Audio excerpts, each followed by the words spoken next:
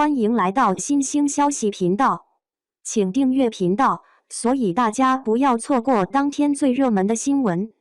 我们今天的时事通讯包括以下内容：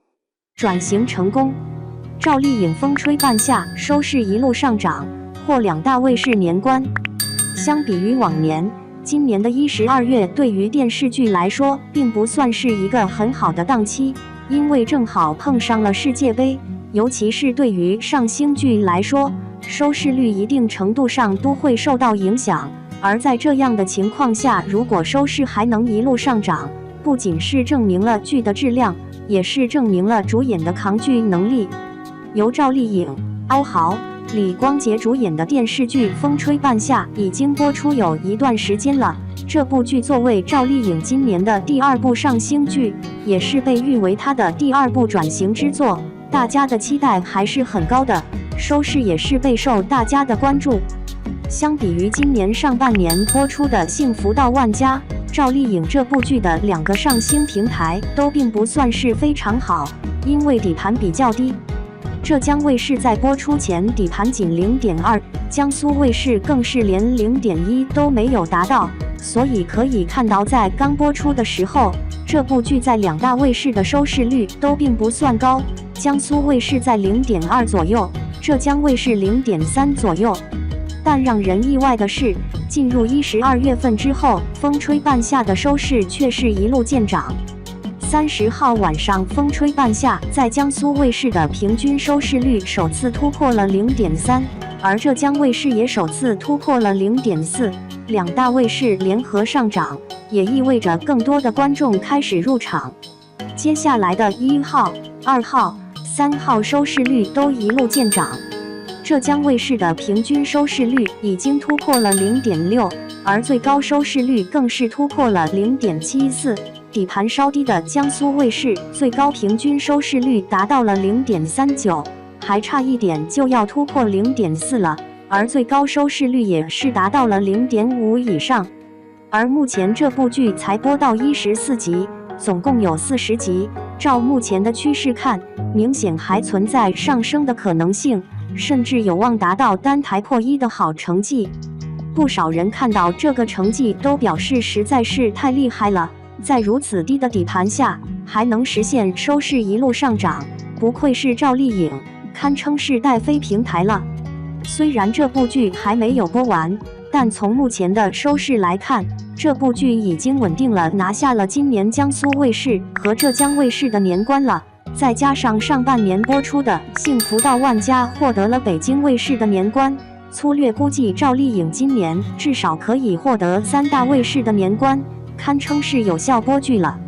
除了收视率之外，这部剧的口碑也很不错，尤其是赵丽颖的表现获得了一致的肯定，无论是造型、演技还是台词都有突破性的进步。不少人表示，如果说幸福到万家还不能完全确定的话，那么风吹半夏可以确定赵丽颖真的转型成功了，之后的戏路肯定会更加宽广。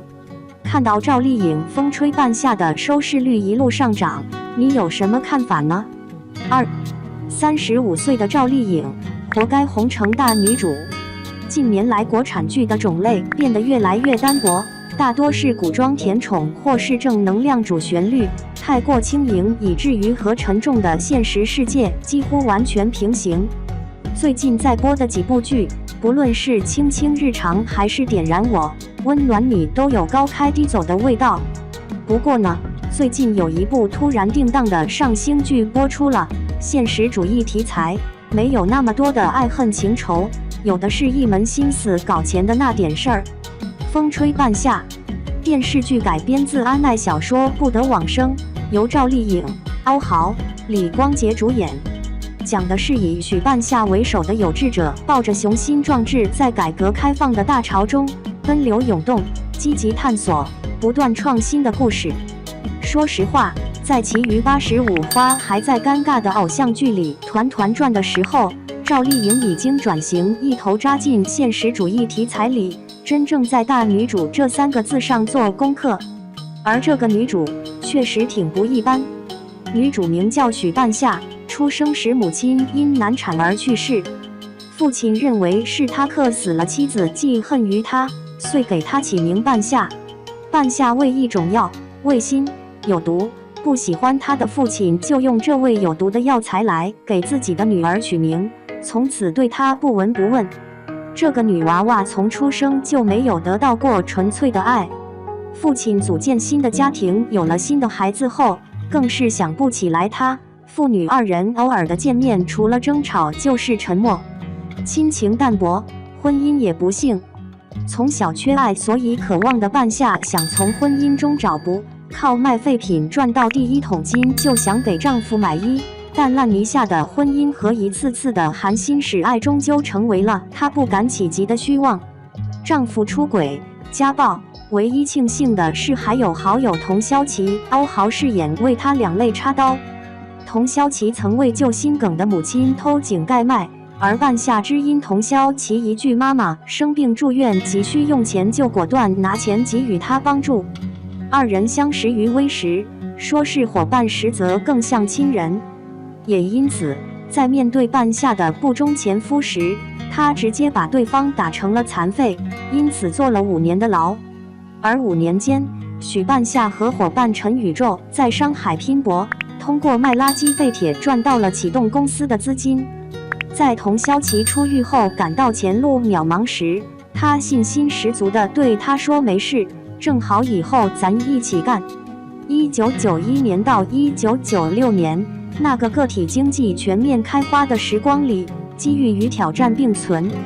许半夏从收废品开始，再到废钢，兴许是和其他传统路线的生意人走的不一样，所以明显能感觉到别人看不起他。在别人眼里，他是一个收破烂的，甚至是一个姑娘家在玩过家家游戏。但对于许半夏而言，他在等一个机会，他在一步步打基础，他的野心绝对不是收废钢而已。很快，在一次钢铁交易大会上，许半夏得知有了一个大生意的机会，于是他挤破头让钢圈大佬5建设刘威士带他玩，还要到处借钱，同时他还要跟海边的村子租堆场，哪一项看起来都是不可能完成的任务，但他就是豁出去了。每一个环节都不顺利，为了获得一个融入参与的机会，他跟人拼了2瓶白酒。为了等一个借钱的机会，他在人家吃饭的包房外面站很久。他需要事无巨细为酒桌上的所有男士准备好礼物，他需要在喝到不省人事、身体和精神都痛苦万分之时，也能1秒就切换出谄媚的语气跟合作方谈话。因为做生意难，所以需要左右逢源，需要上赶着给人笑脸，给人送礼。因为没实力，所以需要对人曲意逢迎。因为是女人，所以做生意大头永远不会考虑她。因为没钱，所以想尽办法，别人也不一定相信她。一场交易会下来，几位重要人物粉墨登场。5建设刘威饰演，为人沉稳老练，足智多谋，是钢铁行业中民营企业主的老大。冯玉任重饰演花心又滑头、妻管严，搞外遇，是气氛担当，但也不那么简单。奸商赵磊、李光洁饰演半夏未来大生意的目标客户，也是第一个夸许半夏实在的人。一个奸商却喜欢和另一个实在的奸商做生意，这些人既是老泥鳅般的对手，又是必不可少的合作伙伴。好在许半夏作风泼辣，也敢闯敢拼，几年间从一副天生的痒的模样，活生生蜕变成纵横商场的厚脸皮和机灵劲儿。比较好的一点是，剧里没有苦大仇深的表现女主的不容易，父亲的漠视偏心，工作生意场的不易，婚姻的不幸，都是淡淡着墨。而这些过后，许半夏依然埋头往前冲。至于他的2个伙伴，童潇琪是许半夏的某一面，一样的不驯，一样的不择手段中留有人情。他能飞速地吸收养分，也会为了感情不顾自己往前冲，甚至不在乎毁掉贪图的后果。而陈宇宙在3人组里是特殊的，他比许半夏柔软，比童潇琪迟疑纠结。他顾及在意的东西很多，难以舍弃的东西更多，懂趋利避害，胆子不大，讲义气也爽朗，也是最有人味的。他们三个虽然出身不同，但是却都有这一个共同点：重情重义。不是亲兄弟姐妹，却胜似兄弟姐妹的钢三角，一路上肝胆相照，患难与共，渐渐各自独当一面，把事业越做越大。这部剧上星后2大卫视联播，开播2集就双台破1，热度可见一斑。目前电视剧还在更新，不像以往年代剧充斥着不真实的粗糙感，在这部剧中，摄影和美术都没有拖后腿，也没有奇奇怪怪的滤镜和墨皮，背景搭建和服化倒也看得出下了功夫。90年代的翻盖手机，游戏厅里的拳皇，舞厅式旱冰场，复古的造型和港式大波浪，一代人回忆的绿皮火车，应该能够勾起好多人旧时的回忆。真实的打光，真实的演员面貌，真实的社会人生呈现，才更有力量。另外就是主角人设值得一提。说实话，当下的国产剧已经很久没有出现这种把野心和欲望写在脸上的女性角色了。一个不拘泥情爱，无需背负家族重担，只为了自己潇洒倡议而奋斗打拼，极具爽文性质的女性角色。或许这中间有开金手指的成分，有空手套白狼的过程，但是那种在女性的视野里搞事业的意义远在财富、地位与家庭之外的理念，太重要了。虽然电视剧刚开播不久，现在下定论还为时尚早，但是如果保持这样的节奏，相信这部剧打开下沉市场成为爆款也不是没有可能的。